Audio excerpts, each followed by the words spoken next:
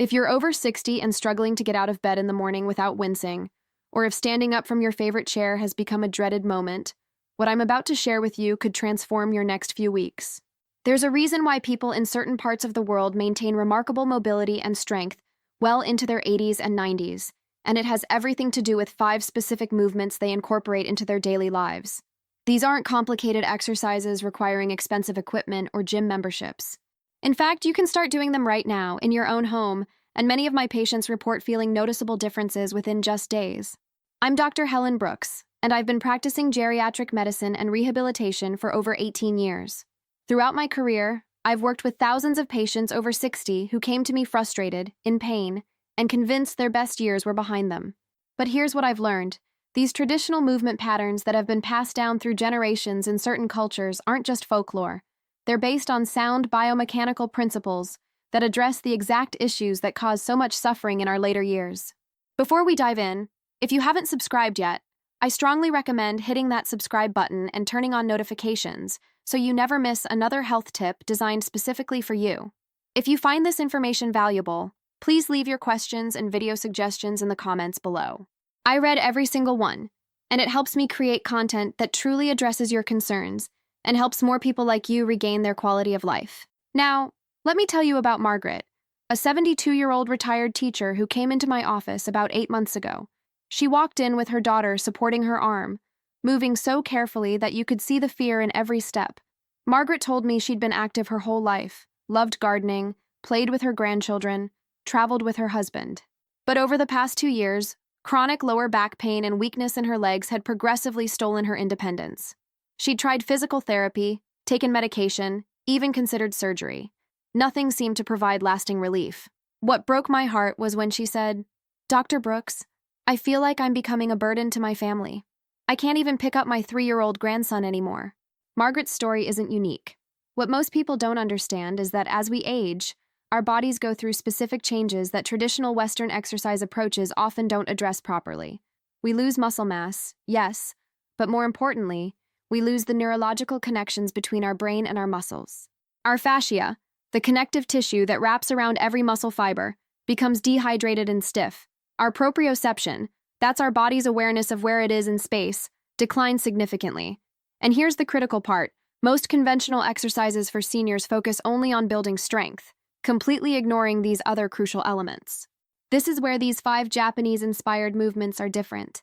They were developed over centuries in a culture where multi-generational households were the norm, where elders needed to maintain their independence and contribute to family life well into their advanced years. These movements work because they address all the systems that decline with age simultaneously. They improve strength, yes, but they also restore flexibility, enhance balance, rebuild those crucial mind-muscle connections, and most importantly, they do it in a way that's gentle enough for arthritic joints, but effective enough to produce real results. The first movement is called the seated sun salutation, and it's probably the most transformative exercise I recommend to my patients. I want you to imagine starting your day, still in bed or sitting on the edge of your bed, and taking your arms through a specific sequence that wakes up your entire upper body.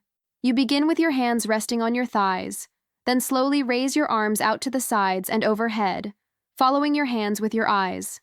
At the top, you press your palms together, then slowly lower them down the center line of your body, back to your lap. The entire sequence takes about 30 seconds, and you repeat it 5 to 10 times. Now, you might be thinking, that sounds too simple to do anything. But let me tell you about James, a 68-year-old former construction worker who developed such severe shoulder pain and stiffness that he couldn't reach overhead to change a light bulb or get a plate from his kitchen cabinet. His wife had to help him get dressed every morning because he couldn't lift his arms high enough to put on his shirt. James was a proud man, and this dependence was eating away at his sense of self-worth. He'd tried shoulder exercises before, aggressive stretching, resistance bands, but everything made his pain worse. When I showed James the seated sun salutation, he was skeptical. He said, "Dr. Brooks, I've tried exercises before. They hurt too much." But I explained to him that this movement works differently. By following your hands with your eyes, you're engaging your vestibular system, the balance center in your inner ear. This creates what we call a neurological facilitation pattern. Your nervous system actually allows your shoulders to move through a greater range of motion because it perceives the movement as safe and coordinated. The slow, flowing nature means you're never forcing anything, never triggering that protective muscle spasm that causes pain. James agreed to try it for 1 week, just 5 repetitions each morning. When he came back, I could see the difference before he even spoke. His shoulders were already more relaxed, sitting in a more natural position. He told me that by day 3, he'd been able to reach a mug from the upper shelf without that sharp, stabbing pain he'd been experiencing. By the end of 2 weeks, he was dressing himself independently again. Now, 6 months later, James does this movement religiously every morning and has regained about 80% of his shoulder mobility. He recently sent me a photo of himself painting his garage, arms overhead, with the biggest smile on his face. If you're still watching and finding these insights helpful, go ahead and comment below to show you're following along. Trust me, what I'm about to share next addresses one of the most common complaints I hear from people your age. The second movement focuses on something most people never think about until it becomes a problem: your ability to get up from the floor. This movement is called the modified floor transition, and it's based on the way people in certain cultures naturally sit and rise from floor level throughout their entire lives. Here's why this matters so much. The ability to get down to the floor and back up independently is one of the strongest predictors of longevity and functional independence in older adults. Research has shown that people who maintain this ability have significantly lower mortality rates and better quality of life scores. But in Western culture, we spend our lives in chairs, and by the time we're 60 or 70, the floor might as well be another planet. Let me introduce you to Dorothy, a 76-year-old woman who lived alone and loved her independence. One afternoon, she dropped her medication bottle and the pills scattered across her kitchen floor. Dorothy got down on her hands and knees to pick them up, but when she tried to stand back up, she couldn't. Her legs simply didn't have the strength, and she couldn't figure out the mechanics of how to rise. She spent 20 minutes on that floor, panic rising, before she finally managed to crawl to a chair and pull herself up using the furniture. That incident terrified her. She told me, "Dr. Brooks, what if that happens when no one's around? What if I can't get up next time?" Dorothy's fear isn't irrational. Falls and the inability to get up from the floor are leading causes of injury, hospitalization, and loss of independence in seniors. But here's what most people don't realize. It's not just about leg strength. Getting up from the floor requires coordination, balance, core stability, hip mobility, and most importantly, the confidence that comes from practice. The modified floor transition teaches you a safe, systematic way to lower yourself to a kneeling position using a sturdy chair or couch for support, then reverse the movement to stand back up. You start standing, holding onto your support. You step one foot back and lower that knee toward the floor in a controlled manner, like you're proposing. Then you bring the other knee down so you're kneeling on both knees. To come up, you bring one foot forward into a lunge position, then press through that front foot to stand, using your support as needed. When I first showed this to Dorothy, she was afraid. She hadn't been on her knees in years. We started with her just lowering herself a few inches, not even reaching the floor, just getting comfortable with the movement pattern. Within 2 weeks, she could kneel down completely and rise back up with moderate assistance from the chair. After a month, she needed only light fingertip support. The transformation wasn't just physical. Dorothy's confidence soared. She told me she no longer lives in fear of dropping something. She started doing light gardening again, something she'd given up because it required kneeling. She even got down on the floor to play with her great-grandchildren during a recent visit, something she never thought she'd be able to do again. Now the third movement addresses something that affects nearly everyone over 60, but rarely gets the attention it deserves. It's called the standing hip circle, and it targets hip mobility and pelvic stability. Your hips are the foundation of almost every movement you make. Walking, standing up, climbing stairs, even just shifting your weight while standing in line at the grocery store, all of these require healthy hip function. But as we age, our hips tend to tighten up, particularly in the internal rotation, and this creates a cascade of problems throughout the body.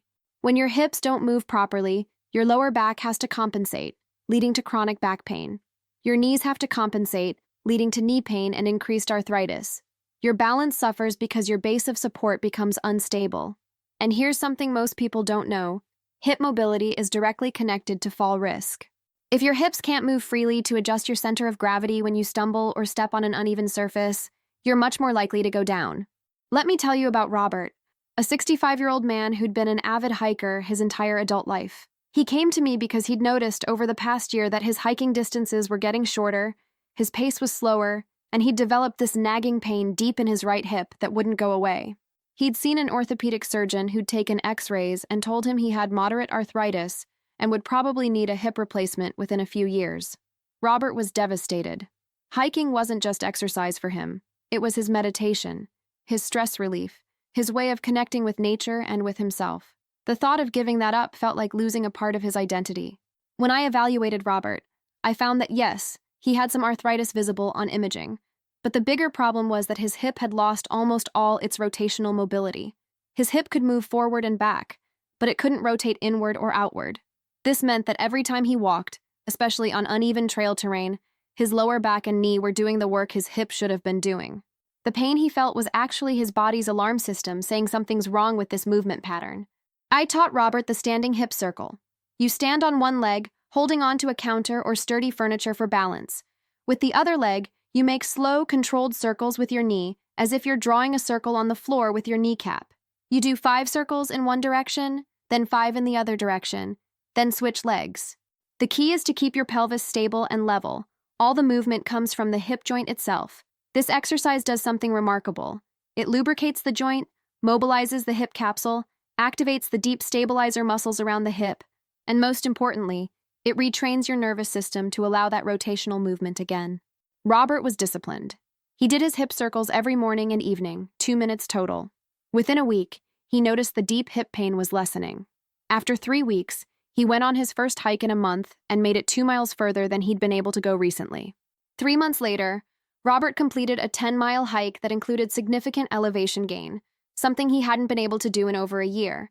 He still has arthritis, the x-rays haven't changed, but his function has improved dramatically. He's postponed that hip replacement conversation indefinitely, and more importantly, he's back to doing what he loves.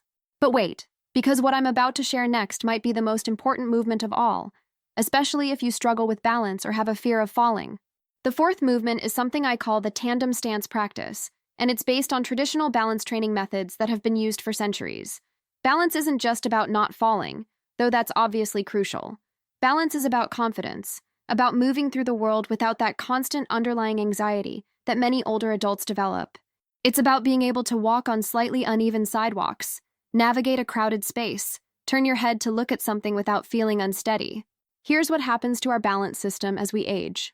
We rely on 3 systems working together: our vision, our inner ear balance system, and our proprioception, those sensors in our joints and muscles that tell us where our body is in space. All 3 of these systems decline with age. Our vision weakens. The crystals in our inner ear that help us sense position can become disrupted. And perhaps most significantly, that proprioception decreases dramatically. By the time you're 70, you have about 30% fewer proprioceptive receptors in your ankle joints compared to when you were 30. No wonder balance becomes challenging. Let me share Patricia's story. She was a 70-year-old woman who'd developed what she called the shuffle. She no longer picked up her feet properly when walking, instead sliding them along the floor. She held on to walls when moving through her house. She'd completely stopped going out in her garden because she was terrified of the 2 steps leading down from her back door. Patricia had fallen once about 6 months before I met her, tripping over a rug edge in her hallway. She wasn't seriously injured, just some bruises, but the psychological impact was profound. That fall had stolen her confidence, and now fear was stealing her life. What many people don't understand is that fear of falling often becomes a self-fulfilling prophecy. When you're afraid, you move more rigidly. You avoid activities that would actually maintain your balance, and your world gets smaller and smaller.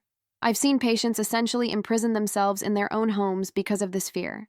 Patricia was heading down that path. She told me, crying in my office, "I feel like I'm 90 years old, Dr. Brooks. I'm only 70, but I move like I'm ancient." The tandem stance practice is deceptively simple, but incredibly effective. You stand near a counter or wall for safety, and you practice standing with one foot directly in front of the other, heel to toe, like you're standing on a tightrope. You hold this position for 10 to 30 seconds, then switch which foot is in front. That's it. But what's happening neurologically is profound. By narrowing your base of support, you're forcing those balance systems to work harder, to communicate better, to recalibrate. You're literally training your brain to process balance information more effectively. I started Patricia with just 10 seconds per side, holding lightly onto her kitchen counter. The first few days, she wobbled significantly, had to grab the counter multiple times, but she persisted. By the end of the first week, She could hold it for 15 seconds with just fingertip contact. After 2 weeks, she was up to 30 seconds and only needed the counter nearby for safety, not for actual support. The real magic happened around week 3. Patricia called me, excitement in her voice. "Dr. Brooks, I walked through my living room yesterday and realized I didn't touch the wall once. I just walked. I didn't even think about it." 4 months later, Patricia was back in her garden. She'd navigated those 2 steps down from her back door, slowly and carefully, but she'd done it. She'd started taking short walks around her neighborhood again. Her daughter reported that Patricia's whole demeanor had changed. She was more vibrant, more engaged, more like her old self. All from a balance exercise that takes less than 2 minutes per day. If you're still with me and finding this information valuable, drop a comment below. Your engagement helps me know this content is reaching the people who need it most. Now, the 5th and final movement might surprise you because it focuses on something most people never consider until it becomes a serious problem. It's called the toe walking to heel walking transition, and it addresses the strength and coordination in your lower legs and feet. Your feet and ankles are your foundation. They're what connect you to the ground, what allow you to adjust to different surfaces, what propel you forward when you walk. But most of us spend our entire adult lives in shoes that essentially cast our feet in rigid positions, and over decades, we lose the intrinsic strength and mobility in these crucial structures. Think about this. Your foot contains 26 bones, 33 joints, and over 100 muscles, tendons, and ligaments. It's an incredibly complex piece of engineering. But when was the last time you actually trained your feet? Most people never do. They just expect them to work, and then they're surprised when ankle weakness, flat feet, bunions, or balance problems develop. The strength of your feet and ankles is directly related to your walking ability, your balance, and your overall mobility. Let me tell you about George, a 63-year-old man who'd noticed his walking had become increasingly effortful over the past couple of years. He wasn't in pain exactly, but his legs felt heavy, like he was walking through mud. He'd started to develop a fear of stairs because he didn't trust his legs to carry him safely. George had also started experiencing frequent leg cramps at night, which disrupted his sleep and left him exhausted during the day. When I evaluated him, I found that his calf muscles had become quite weak, and he'd lost most of his ankle mobility. He couldn't rise up onto his toes more than an inch or two, and he couldn't walk on his heels at all. What George didn't realize was that weak calf muscles don't just make walking harder. They affect your entire circulatory system. Your calf muscles are sometimes called your second heart because they pump blood back up from your legs to your heart. When they're weak, you get blood pooling, swelling, cramping, and that heavy, tired feeling in your legs. Additionally, weak ankles dramatically increase fall risk because you can't catch yourself or adjust your position quickly when you need to. The toe walking to heel walking transition exercise is simple but powerful. You stand near a wall for balance support and practice rising up onto your toes, holding for a few seconds, then lowering back down. Then you lift your toes and forefoot off the ground, balancing on your heels, and walk forward a few steps. Then you return to toe walking for a few steps. You alternate back and forth for about 1 to 2 minutes. This exercise works every muscle in your lower leg and foot, improves ankle mobility, enhances balance, and strengthens that crucial mind-body connection in your lower extremities. I started George on this practice, and I warned him that his calves would be sore at first because we were asking muscles to work that hadn't been properly challenged in years. He committed to doing it once daily. Within a week, he reported that walking felt slightly easier, though he wasn't sure if it was real or placebo effect. By week 2, he was certain he had more spring in his step, more energy at the end of the day. His night cramps had decreased in frequency. After a month, George could rise up onto his toes much higher, could walk on his heels with better control, and most importantly, that heavy, muddy feeling in his legs was gone. He told me he felt 10 years younger.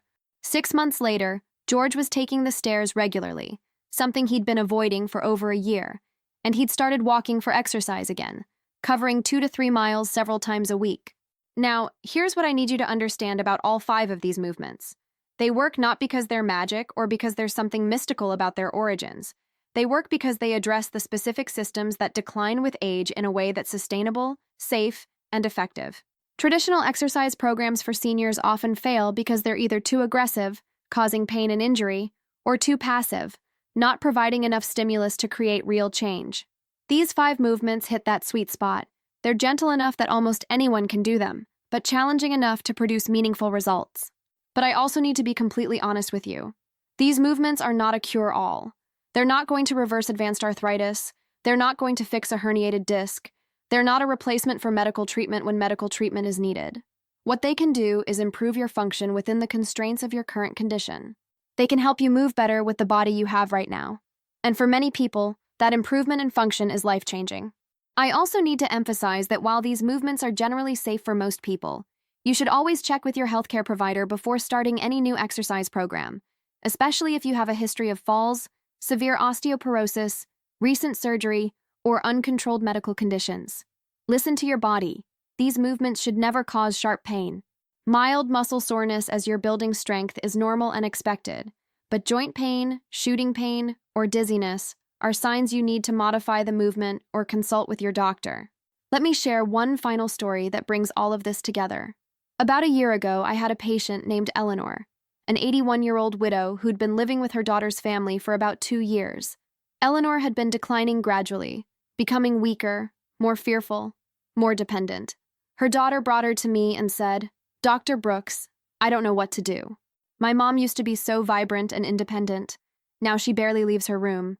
She says she doesn't want to be a burden, but she won't do anything to help herself. She's given up." When I spoke with Eleanor privately, she told me something that broke my heart.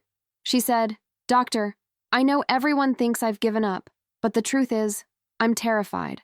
I'm terrified of falling and breaking a hip like my sister did. I'm terrified of the pain I feel when I move. I'm terrified of trying and failing and proving to everyone that I really am as useless as I feel. So it's easier to just sit in my room and wait." I spent a long time with Eleanor that day. I explained that her fear was completely understandable, but that by not moving, she was guaranteeing the very outcome she was afraid of. Her muscles were getting weaker by the day. Her bones were getting more brittle. Her balance was deteriorating. I told her that these 5 movements could help, but only if she was willing to try, willing to be uncomfortable for a few minutes each day, willing to believe that improvement was possible even at 81. Eleanor agreed to try, but only because her daughter promised to do the movements with her. And that's another important point. These exercises don't have to be done alone.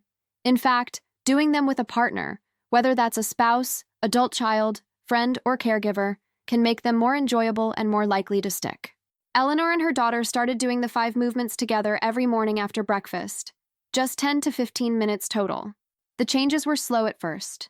After 2 weeks, Eleanor could raise her arms higher in the seated sun salutation. After 3 weeks, she was sleeping better and had fewer aches. After a month, she'd successfully lowered herself to a kneeling position using a chair and gotten back up, which brought tears to her eyes. She hadn't been on her knees since her husband's funeral 3 years earlier. After 2 months, Eleanor walked to the mailbox at the end of the driveway by herself for the first time in over a year. Her daughter told me she watched from the window, crying, as her mother made that journey independently. It's been a year now, and Eleanor is a different person. She still lives with her daughter, but now she contributes to the household. She prepares meals, does light housework, plays with her grandchildren. She goes on short walks in the neighborhood several times a week. She's joined a local senior center and made new friends. Most importantly, that look of defeat is gone from her eyes. She's engaged with life again.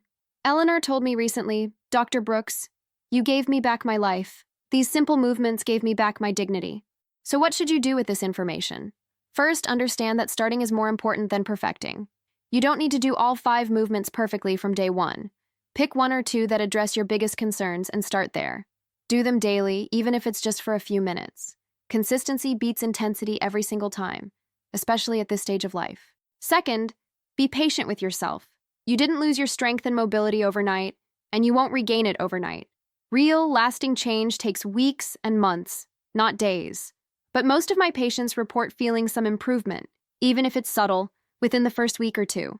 That small win can provide the motivation to keep going. Third, track your progress. It's easy to forget where you started when you're in the middle of the journey. Take note of what's difficult now. Maybe you can only hold that tandem stance for 5 seconds. Or you can't quite rise up onto your toes yet. Check in with yourself every week or 2 and notice the changes. Those small improvements add up to major functional gains over time. Fourth, be willing to modify. If a movement is too challenging right now, make it easier.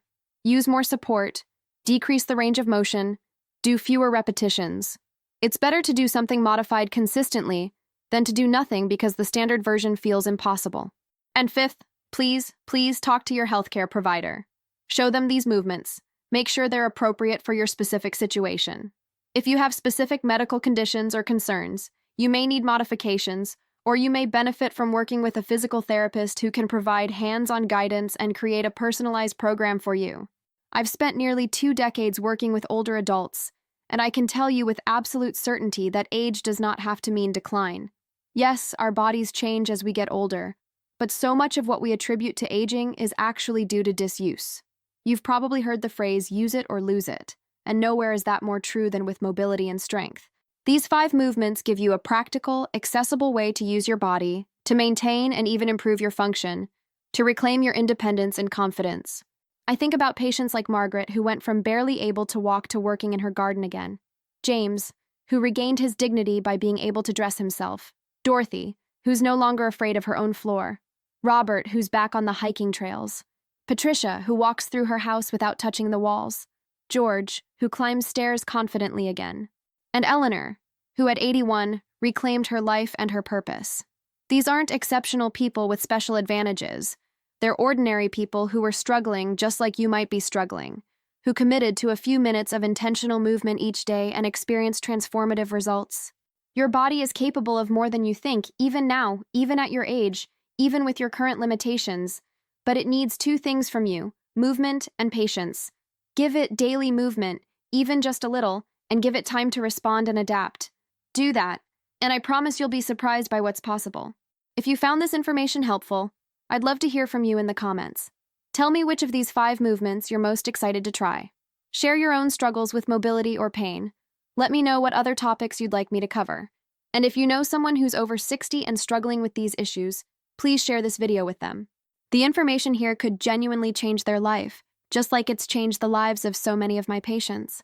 Remember, it's never too late to feel better, to move better, to live better. These 5 movements are your starting point. Take that first step today, literally, and see where it leads you. I'm Dr. Helen Brooks, and I'm rooting for your success. Take care of yourself, and I'll see you in the next video.